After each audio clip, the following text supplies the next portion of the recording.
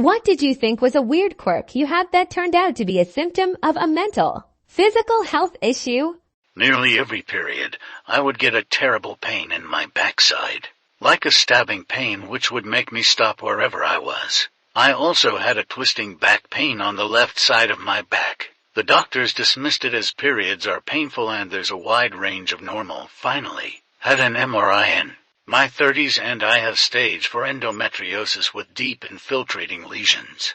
Adhesions had stuck my bowel to my uterus and also strangled my left ureter so that my kidney couldn't drain properly and was swollen. On the mental health side, I got so used to feeling like I was a hypochondriac with a low pain threshold that, to this day, I automatically assumed I'm being melodramatic when I'm ill. Repeating words in my head since I was a child. Then one day I went to the ER, and I was extremely anxious, and the doctor gave me an anti-anxiety pill, and I noticed that ended the repetitive thought and words.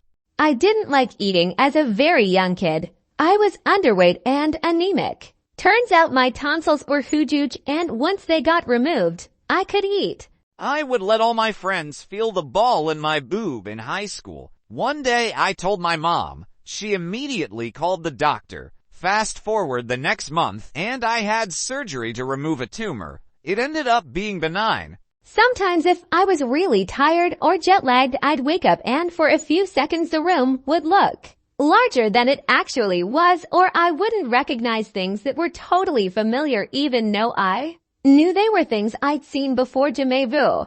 Reverse déjà vu.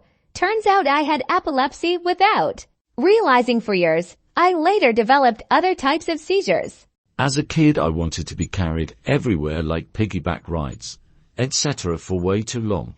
Like I was an almost 5 feet tall 8-year-old asking to be carried on vacation. My feet hurt after walking more than 2 blocks. My mum took me to a podiatrist to prove there was nothing wrong with me, and it turns out I had severe fallen arches and plantar fasciitis and needed corrective insoles to fix my gait. She took me for ice cream after that appointment. I had headaches for several years. I was basically told it was nothing. Nope. Baseball-sized brain tumor. Needing constant naps. I was already on a stimulant for my ADHD, but my body demanded that I nap for 2 hours, just 4 hours after I woke up in the morning after receiving a full 10 hours. Turns out I'm narcoleptic.